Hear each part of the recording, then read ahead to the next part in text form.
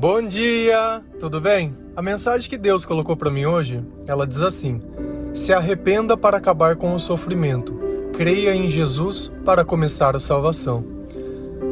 Senhor, tende misericórdia de nós. Perdoa, Pai, todos os nossos pecados, livra-nos de todo o mal, nos afasta de tudo aquilo que não vem de Ti. Recebe, Senhor, essa nossa oração. Aceita, Pai, esse nosso louvor. Nós Te amamos, nós Te bendizemos, nós Te adoramos, pois somente Tu é o nosso Deus, e por Ti somos gratos por tudo que faz em nossa vida. Existem fases na nossa vida que elas duram o tempo que for necessário para que a gente possa entender que sem o arrependimento, o sofrimento ele nunca vai acabar. Questionar a Deus não muda o que aconteceu. Uma coisa que nós precisamos muito aprender é que o sofrimento ele é opcional. A sabedoria de Deus ela é capaz de dar conhecimento para aceitar e passar por qualquer tipo de dificuldade. Isso não quer dizer que certas coisas vão deixar de ser tristes, porque ninguém gosta de perder uma pessoa que ama, ninguém gosta de ver um sonho se acabando, ninguém gosta de uma notícia ruim. Isso daí não tem jeito. Porém, a nossa confiança em Deus e a nossa esperança, ela está além dos fatos que acontecem a cada momento. Eu não posso definir se eu acredito ou não baseado simplesmente no que acontece, porque o tempo todo as coisas podem mudar. Essa ideia de que tudo será como sempre, ela não existe. E nem na Bíblia Deus diz que será desse jeito. Deus deixa muito bem claro que a vida ela é simples, porém nós que tornamos ela difícil, nós que nos perturbamos. Jesus também já disse isso, né? Não se perturbe o vosso coração. E aí vem a questão. Eu não sei em qual momento da sua vida as coisas elas simplesmente saíram do controle, ou em qual momento você achou que aquilo já não dava mais para aceitar e começou a questionar e a reclamar. E toda vez que o louvor para e a reclamação começa, com certeza o nosso coração ele vai viver triste. Sabe por quê? Porque todo sentimento bom nasce com a presença do Espírito Santo. E a partir do momento que eu começo só a reclamar, ao invés de eu ter bons sentimentos, eu começo a ter sentimentos ruins. E quanto mais distante Deus está na minha vida, menos vontade eu tenho de orar, menos vontade eu tenho de fazer as coisas e, consequentemente, mais atitudes e mais acontecimentos vão acabar acontecendo que eu vou acabar me arrependendo no futuro de coisas. Quantas vezes a gente não faz uma coisa e depois fica lá, poxa, mas por que eu fiz isso? Justamente porque quando nós vivemos apartados de Deus, para que esse sentimento possa mudar um pouco, nós acabamos a viver de uma forma inconsequente. Lá em Jeremias 15, versículo 18, olha como o profeta ele estava vivendo exatamente esse sentimento de questionamento.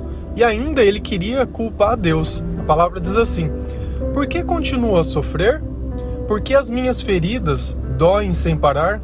Por que elas não saram? Será que não posso confiar em Ti? Será que és como um riacho que seca no verão? Jeremias ele está questionando a Deus. Por que a dor não passa? Por que Deus vem e não me cura? Por que as coisas são desse jeito e não do jeito que eu quero? E aí ele começa a ver, será que a minha confiança, eu não posso confiar em você? Então Jeremias ele deixa uma coisa muito bem clara, que é às vezes o maior equívoco que a gente comete, que é achar que Deus tem que nos obedecer. Não, porque eu orei para Deus, ele tem que me obedecer. Eu que mando aqui. Não é o contrário, né? A criatura querendo mandar no Criador. E essa arrogância na nossa oração, ela impede muita coisa. Porque a questão é que vai acontecer o que Deus quiser. Não importa se eu orei, se eu não orei, se eu acho que eu mereço, se eu não mereço, se eu imagino que tenha que ser, se eu não mereço. Cara, a nossa opinião para Deus, ela pouco importa e ele está pouco interessado com isso. E Jeremias queria saber por que ele estava sofrendo. Ué, não deveria estar sofrendo. Primeiro, Jeremias era um profeta de Deus. Não, por ele ser um profeta de Deus, ele não deveria sofrer. Só que o sofrimento não é uma questão de você ser cristão ou não ser cristão, mas é um comportamento. Se você falar que acredita em Deus e se comportar como Jeremias de ficar questionando, você vai ficar triste, você vai sofrer. Só que a questão toda, o que Deus disse para Jeremias? Será que ele respondeu? Porque ele estava lá muriando. E aí vem lá em Jeremias 15, versículo 19, olha assim, ó. Assim respondeu o Senhor: se você se arrepender, eu restaurarei para que possa me servir. Se você dizer palavras de valor e não indignas, será o meu porta-voz. Deixe esse povo voltar-se para você, mas não se volte para eles. Olha o que Deus disse para Jeremias fazer para que o sentimento de sofrimento acabe. Arrependa-se. Arrependa-se. Depois que ele se arrepender, o que Deus vai fazer? Vai restaurar a vida dele. Aí vem a pergunta: o que você precisa se arrepender? Ou você acha que é os outros que estão te fazendo mal? Você é uma pessoa muito boa. Você é um servo de Deus escolhido. Você não faz mal para ninguém. Longe disso. Você não mente. Você não faz fofoca, né? Você ora todo tempo. Você lê a Bíblia, né? Uma pessoa dedicada, costuma ajudar os outros, né? Não pensa mal das pessoas, não julga pela aparência, né? Tem uma disciplina de se invejar. Tudo aquilo que você propõe, você consegue fazer. Coloca Deus acima de todas as coisas. Não, você é uma pessoa muito boa, não tem nada para se arrepender. Todos nós pecamos. Todos nós. Não tem santo aqui. Então você vai encontrar dentro da tua vida qual é a causa daquele sentimento. E geralmente, tudo que você pensa que te deixa triste é as coisas que você precisa se arrepender. Nós só sentimos o que pensamos. Se você prestar atenção no que você tem pensado, toda vez que eu lembro disso, toda vez que eu penso nisso, eu fico triste. Exatamente, esse é o lugar que você precisa se arrepender. Esse é o lugar que você precisa de discernimento. Esse é o lugar que você precisa parar de reclamar.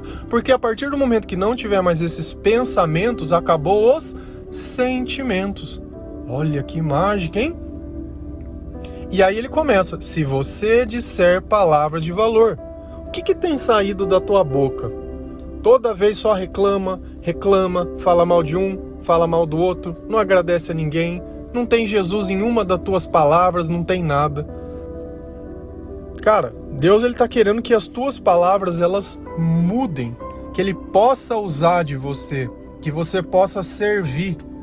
Porque senão qual é o sentido dele restaurar a tua vida? Ele vai te levantar para quê? Para você viver os teus sonhos de família, de casa. Olha o meu filho, como ele é bonito. Olha como eu sou bem sucedido. Olha o meu carro, olha a minha casa, olha o meu emprego. Olha a minha roupa, olha a marca que eu uso. Olha... Cara, para que Deus vai te levantar? Para isso? Ou é para você ajudar outras pessoas que não sabem amar a aprenderem a amar? Para que você ajude outras pessoas que estão vivendo em trevas a vir para a luz? Para que Jesus possa contar com você, com os teus recursos, com a sua obediência, com a tua palavra, com a tua dedicação e com tudo, para alcançar outras pessoas que através da igreja ele não conseguiria. Porque infelizmente a igreja é uma porta que se abre das 8, no seu horário, vocês vão me desculpar, mas que ele tem horário fixo. E no meio daquela noite, que a pessoa está lá perdida, e no meio de um horário que não tem uma igreja aberta, é você que vai estar lá fazendo o papel de Deus, por isso que ele te restaurou. E Deus não quer mais que você tenha palavras indignas. Tô indignado, poxa, por quê? Questionamento, isso daí não compete. E aí vem uma coisa que é muito interessante. Deixe este povo voltar-se para você. Opa, pera lá, olha, eu sou luz, eu sou sal, sou aquilo que Jesus quer que eu seja. Eu ando no caminho estreito, tô muito bem. Mas não se volte para eles. Então não é para mim pegar o costume deles, não é para mim ter os pensamentos deles, não é para mim ter a cultura deles, é para ter a cultura de Deus. Eles vão olhar para mim, mas eu não vou olhar para eles. Eu vou olhar para quem? Eu vou olhar para Jesus. Ah, legal. Então a gente começou a se arrepender, eu me arrependi, acabou com o sofrimento, beleza, tô sentindo nada. Agora chegou a hora de eu começar a amar. E aí a minha salvação vai começar por quê? Porque eu creio em Jesus. Lá em Romanos 10, versículo 9, a palavra diz assim: se você confessar com a sua boca que Jesus é o Senhor e crer em seu coração que Deus os ressuscitou dentre os mortos, será salvo. E aqui tem uma coisa que é muito interessante, mas olha, do fundo do coração, nós só conseguimos fazer isso se o Espírito Santo estiver conosco. Esse entendimento de ressurreição, ele vem com a presença do Espírito Santo. Uma pessoa que não acredita em Deus, ela não consegue dizer que Jesus ressuscitou dos mortos. Ela não consegue usar o nome de Jesus. Não consegue. Esse entendimento, ele é espiritual. E ele só nos é dado justamente porque eu me arrependi. Eu não quero mais os meus maus caminhos, eu não quero mais aquela vida antiga, eu não quero mais esse mundo do jeito que ele é, eu não quero mais esses sonhos, eu não quero nada, eu quero coisas melhores, eu quero coisas maiores. E o maior de Deus, qualquer sonho nosso é muito menor.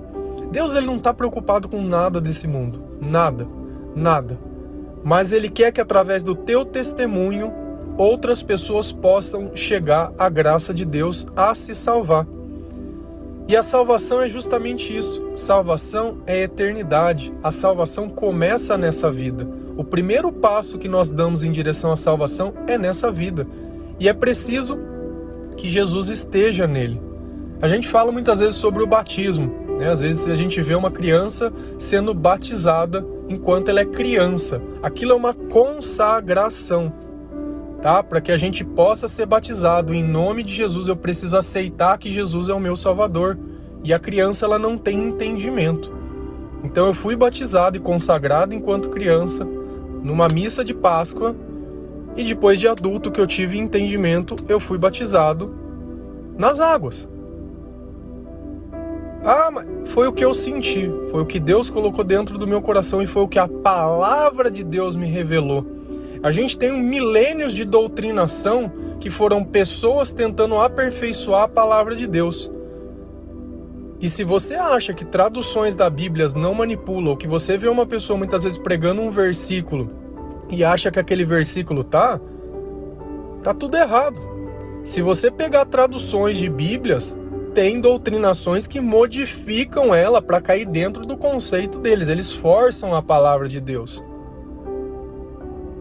Testemunha de Jeová não acredita em Jesus, não. Não acredita.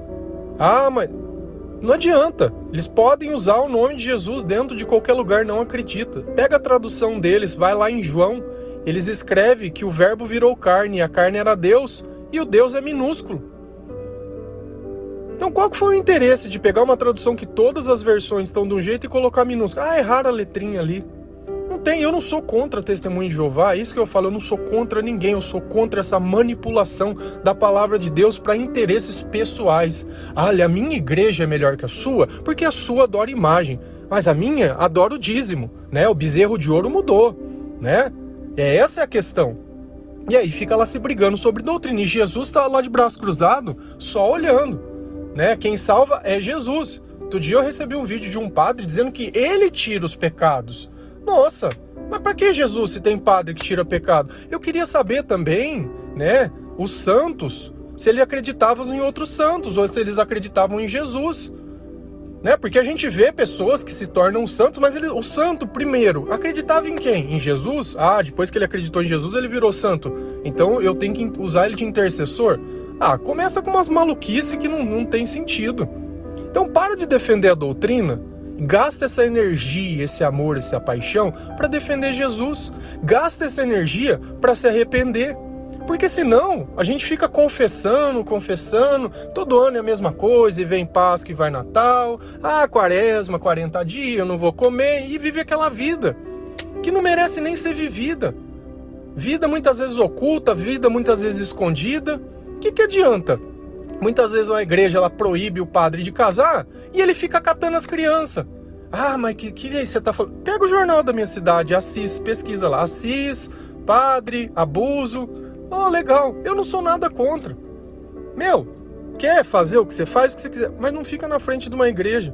E não é à toa que eles precisam ler toda vez. Eles pegam e leem. Todo ano é igual, tem que ler. Porque o Espírito Santo, a gente nota que ele conversa com quem está afim de Deus. Você ligar um microfone e sair falando, Deus tem que estar junto. Até para escrever um texto, muitas vezes a gente trava, não tem a ideia. E eu não me considero melhor do que ninguém, mas eu teria vergonha de ficar condenando e julgando os outros como se eu fosse santo. Eu me coloco na pior posição, eu não sou nada. Nada, e estou muito bem onde eu estou. O que a gente não pode é ficar achando que as coisas é tudo normal. Ah, é normal. Você põe teu filho numa catequese, pra um padre, ou põe num seminário, pra um cara daquele, achar que ele tá ali acima. Olha a pele em lobo de cordeiro ali. E aí? Claro que não são todos. Não são todos. Só que tem um problema muito grave nisso. É que a gente começa a achar normal. Não pode ser desse jeito. Se você não se indignar pelas coisas que são de Deus e não ter respeito, e não ter temor, e não ter amor. Cada vez que eu falo de uma coisa que é polêmica, eu não tô perdendo nada, porque até Jesus disse isso. Olha, vocês vão me deixar de seguir? Que palavra dura que vocês estão dizendo. Nossa, como é dura essa mensagem, quem pode ouvi-la? Jesus e Pedro disse, olha, Senhor, eu vou ficar com você, porque onde que eu vou ouvir palavras? Eu só prego a Bíblia. Eu não tô pregando opinião, tô dando fato. Você entendeu? Só que nós temos que conhecer a verdade do jeito que ela é. Eu gostaria que as coisas fossem diferentes? Com certeza. Que as coisas fossem mais fáceis? Com certeza. Mas a única certeza que eu tenho é uma só. Que Deus é amor, que Jesus pode nos salvar, que a verdade está dentro da Bíblia, que existe um caminho, que existe salvação, que eu me arrependendo, o meu sofrimento passa e que eu crendo em Jesus, as coisas mudam. Só isso. Isso para mim é o suficiente para passar pelo todo o resto.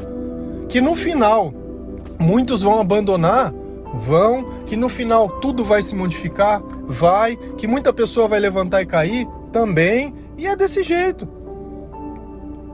O que não pode é a gente deixar de levantar. O que não pode é a gente achar que tudo isso é assim, porque tem que ser. Não é assim. Não é assim. Não é. Não é. Você quer se confessar? Se confessa para Deus. Você quer orar? Entra dentro do secreto do teu quarto e ora lá dentro. Para de se apoiar, porque a partir do momento que um líder desse religioso cai a igreja inteira junto.